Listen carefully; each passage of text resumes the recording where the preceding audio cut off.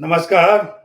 Hindustan post के इस बहुत ही विशेष कार्यक्रम नमस्ते हिंदुस्तान में आप सबका स्वागत है।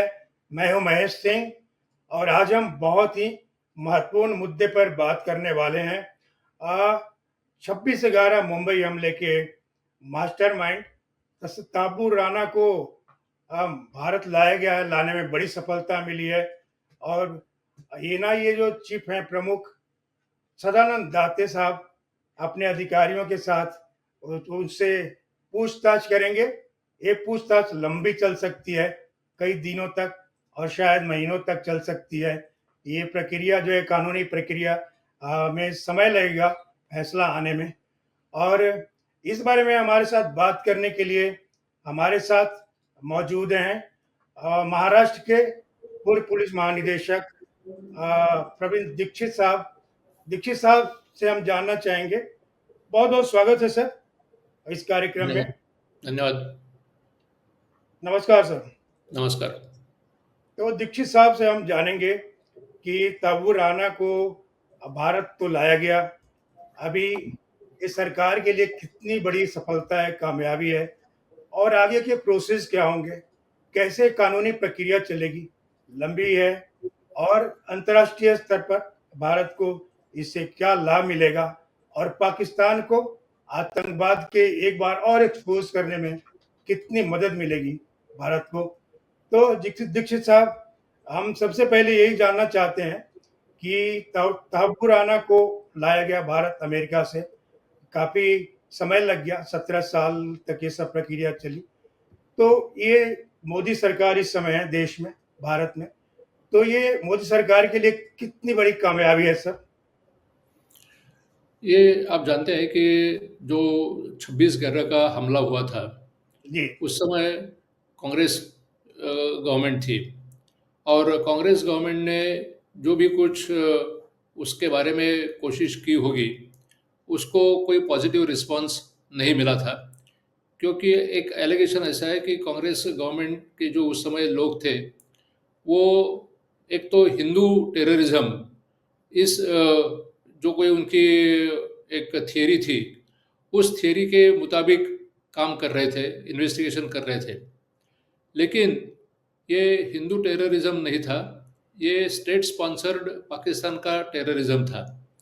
और ये पाकिस्तान हमेशा कोशिश करता रहता है कि हिंदुस्तान में एक प्रॉक्सी वार, जिसको छद्म युद्ध बोलते हैं, तो ये प्रॉक्सी वॉर ऐसा भारत में चला जाए कि जो काफ़ी सस्ता रहता है, कि उसमें उनको कोई करना पड़ता नहीं है। जैसे मुंबई में हमले के समय ये जो गनमैन उन्होंने भेजे थे वो बोट के माध्यम से गेटवे ऑफ इंडिया और आजू बाजू के इलाके में उतार दिए और वहाँ उन्होंने विध्वंस कर दिया था और फिर कहा कि हमारा इससे कोई ताल्लुकात नहीं है। लेकिन उनके दुर्दैव से कसाब को हमने जिंदा पकड़ा दिया और वो जिंदा पकड़ने से काफ़ी ये हद तक सिद्ध हो गया था कि इसमें पाकिस्तान का ही हाथ था, लेकिन पाकिस्तान ने उसको नकार दिया। अभी इसका जो एक्चुअली मास्टरमाइंड है वो ये जो तहव्वुर राणा है और उसका एक दूसरा साथीदार है जो उसका असली नाम पहले जिलानी था, वो दाऊद जिलानी था और अभी वो हेडली लगाता है। तो वो जो ये दोनों ने मिलके ये पूरा काम पाकिस्तान की जो आईएसआईएस एजेंसी है उनके डायरेक्शन के बेसिस पर, उनके जो हैंडलर्स थे, कोई मेजर रैंक के अधिकारी है, तो उनके डायरेक्शंस पर ये सब काम किया था। और राणा का उसमें बहुत बड़ा रोल है, क्योंकि ये भारत में आया था और न केवल मुंबई में लेकिन बाकी जगहों में भी इसने विजिट किया था, सर्वे किया था और ये प्लेसेस आइडेंटिफाई की थी कि यहाँ अगर हमला हो जाए तो सबसे ज़्यादा विध्वंस होगा और भारत को, जैसे भारत का स्टॉक मार्केट है या सीएसएमटी है या गेटवे ऑफ इंडिया है, तो ऐसे जो एक आइकॉनिक जिनको बोलते हैं ऐसे जगह थी, तो उन जगहों पर हमला करें। और ये अभी राणा को वापस लाने से ये सब सिद्ध हो जाएगा और न केवल सिद्ध होगा, राणा उसमें ये भी बता देगा कि इसके पीछे कौन कौन लोग थे और किन किन के डायरेक्शन से ये सब प्लानिंग किया गया था और उस प्लानिंग में पाकिस्तान का, आईएसआईएस का क्या हाथ था? तो कसाब तो एक सर शूटर था। उसने जो ये गोलियां चलाई, लोगों के हत्या की। लेकिन ये जो है इतने बड़े षड्यंत्र का, देश का जो है भारत का सबसे बड़ा हमला कहा जाता है। मुंबई 26/11 मुंबई हमलों का मास्टरमाइंड होना, मतलब ये क्या कसाब को गिरफ्तार करना और उसको फिर सजा देना, फांसी दिलाना, क्या उससे बड़ी सफलता है भारत के लिए? इसको तबू राना को भारत में लाना और बड़ी जानकारी मिलेगी। बहुत इम्पोर्टेंट है, क्योंकि भारत जो जो अभी जानकारी मिलती थी, वो जो बाकी जिसको सर्कमस्टेंशियल एविडेंस बोलते हैं उसके बेसिस पे चल रही थी। अभी ये राणा का इंट्रोगेशन होने से ये डायरेक्ट इन्फॉर्मेशन मिलेगी, और उसके होने से भारत में इनके, क्योंकि ये जब हमला होता है तो इनके कोई भारत में भी छुपे ऐसे अनेक लोग होंगे कि जो उनको मदद करते होंगे, तो वो भी सब लोग अभी आइडेंटिफाई होंगे और उनके खिलाफ भी अभी कार्रवाई होगी। और उससे न केवल पाकिस्तान में लेकिन भारत में भी जो इनको मदद करने वाले होंगे वो भी एक्सपोज हो जाएंगे, और उनको भी लॉ फेस करना पड़ेगा, उनको भी न्यायालय में जाना पड़ेगा, और उनके खिलाफ भी आगे कार्रवाई हो सकती है। जी, तो दीक्षित साहब, ये आपने बहुत बड़ी बात कही कि ये जो है ताबू राना की गिरफ्तारी और उससे पूछताछ के बाद अब और भी बड़ी बड़ी जो है कार्रवाई की जा सकती है। तो क्या इस मामले में उसके और भी कई मददगार गिरफ्तार होंगे? बिल्कुल। अभी जब इंट्रोगेशन होगा तो वो इंट्रोगेशन में खाली उसका रोल क्या था, या उसको और कौन कौन लोग क्या बोल रहे थे वगैरह, इस पर मर्यादित नहीं रहेगा। इसमें जो भी एक्टिवली इन्वॉल्व है, क्योंकि ये बहुत बड़ी कॉन्स्पिरेसी थी जिसमें हथियार उनको दिए गए हैं, यहाँ सपोर्ट दिया गया है, इनको डायरेक्शन दी गई है, और ये सब जो एक बड़ी कॉन्स्पिरेसी थी, तो उस कॉन्स्पिरेसी में जो जो आदमी इन्वॉल्व होगा उनके सब के खिलाफ इसमें आगे कार्रवाई हो सकती है। ताबू राना के साथ एक डेविड हेडली थे, जिसका आप कुछ जिलानी नाम बता रहे हैं। तो उसका क्या, उसको भी भारत लाना संभव है क्या? जल्दी में कुछ इस तरह का भारत की कोशिश जारी है? अभी आप देखिए कि भारत का और यूएसए का एक एक्स्ट्रेडिशन ट्रीटी, जो प्रत्यार्पण जो करार है, वो जी। 1997 से इम्प्लीमेंट हो रहा है। काफ़ी बाकी लोग उसमें भी भारत में अमेरिका से वापस भेजे दिए गए हैं। तो मुझे पक्का भरोसा है कि ये इंट्रोगेशन होने के बाद भारत की ये मांग रहेगी, और उसमें जो नई अभी रेजिम यूएसए में भी है, वो भी जैसे प्रेसिडेंट ट्रम्प ने कहा था कि he is this Rana fellow is a scourge on USA and he should be thrown out of USA.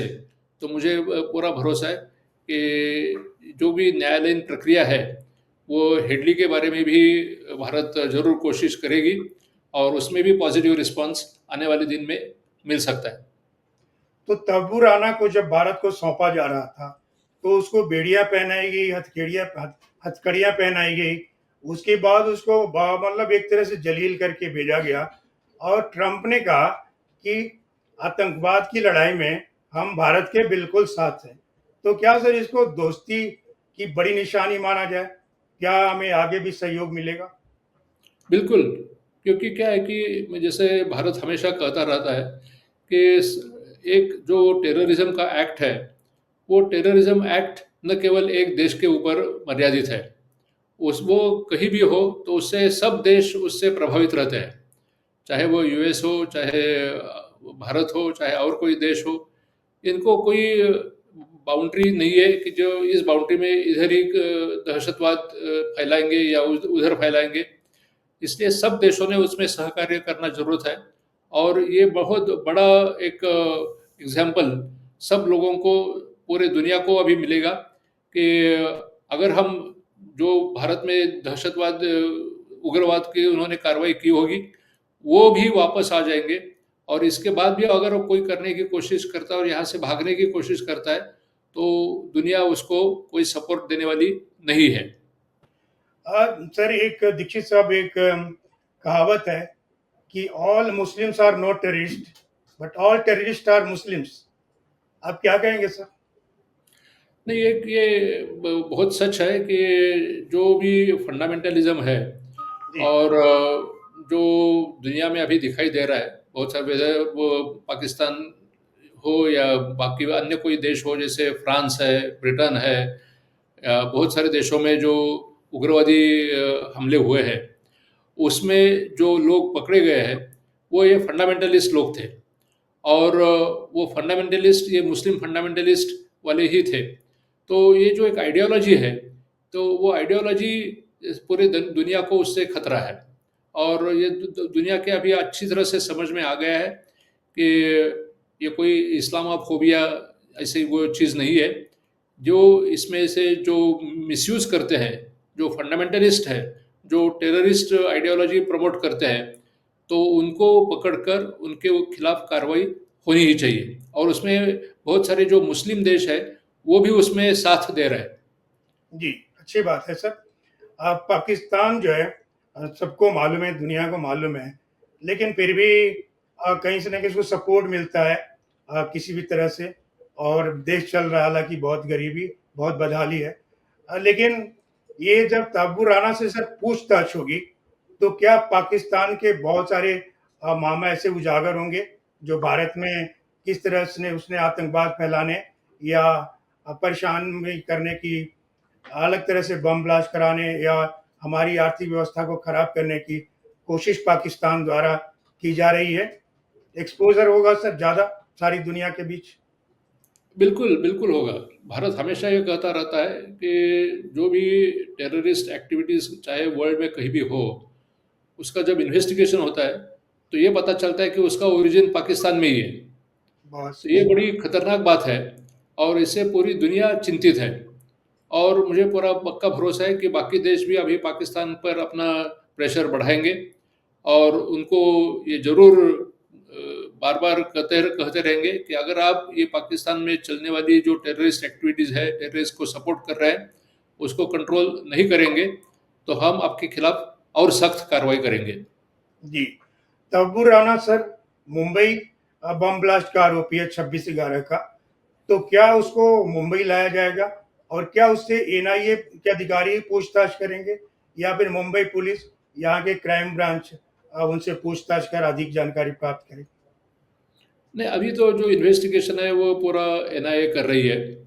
तो अगर एनआईए को ज़रूरत पड़ेगी तो वो मुंबई पुलिस के जो भी अधिकारी या जो भी मटेरियल उनको लगेगा, जो भी डॉक्यूमेंट्स वगैरह लगेंगे, वैसे तो वो पूरे उनके पास है ही, लेकिन वो मंगा देंगे। और वैसे तो पूरा अभी मटेरियल एनआईए के पास ट्रांसफ़र हो गया है। तो ये ज़रूरत नहीं है कि वो मुंबई क्राइम क्राइम ब्रांच को उसको हैंडओवर करेंगे और उसकी ज़रूरत भी नहीं है। और जहाँ तक सवाल है कि उसको मुंबई लाया जाएगा क्या, कि तो वो एनआईए ये ज़रूर अपनी जो भी डिमांड होगी इन्वेस्टिगेशन के कोर्स में, तो वो उसको न्यायालय के सामने रखेंगे कि चाहे उसको मुंबई में ले जाना है या और जहाँ-जहाँ उसने सर्वे किया है, वहाँ ले जाना है। तो वो कोर्ट के डायरेक्टिव के मुताबिक आगे इसकी कार्रवाई होगी।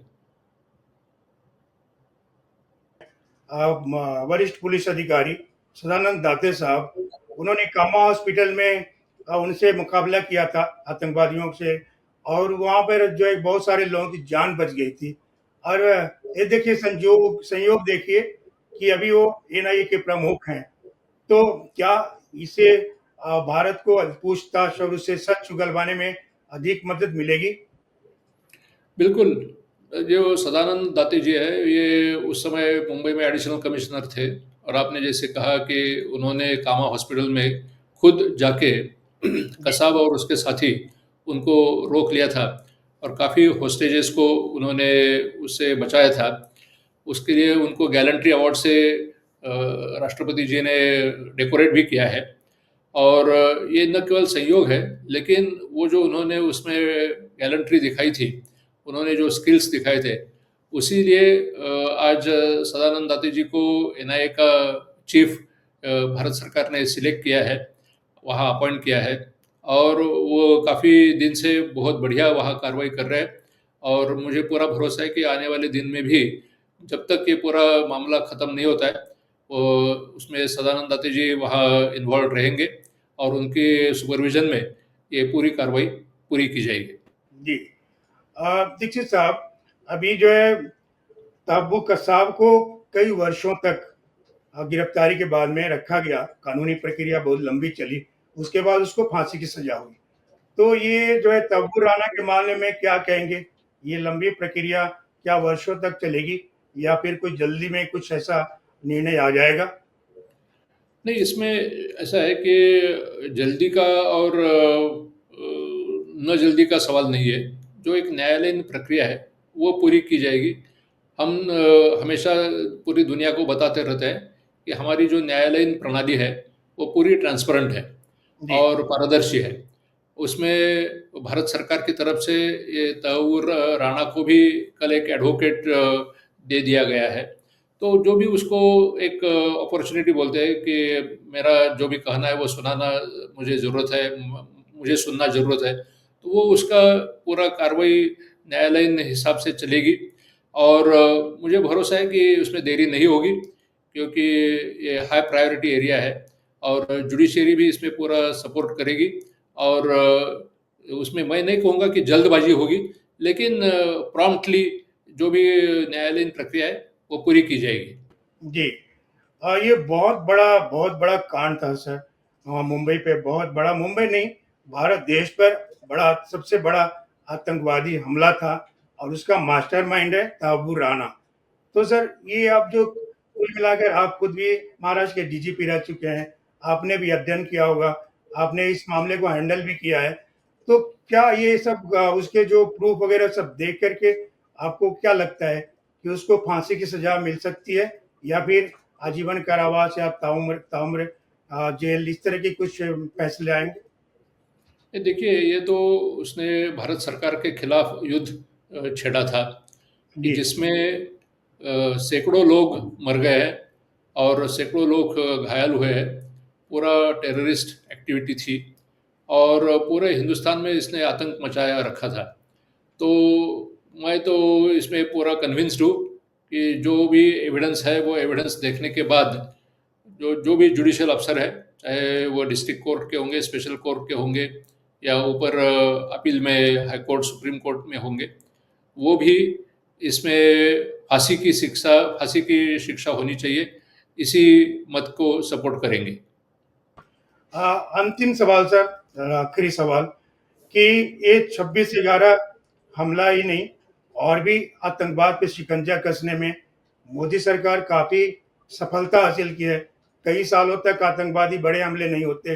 पहले जब कांग्रेस की सरकार हुआ करती थी यूपीए की, तो हर 6 महीने में 4 महीने मुंबई में भी बहुत सारे, हर साल एक बड़ा ब्लास्ट होता था, एक बड़ा सीरीज़ चलता था ब्लास्ट होने का। लेकिन अभी ये सब रुका हुआ है। क्या कहेंगे कि मोदी सरकार जो है आतंकवादियों पर शिकंजा कसने में सफल हुई है, और आप कुछ सुझाव देना चाहेंगे सर इस बारे में?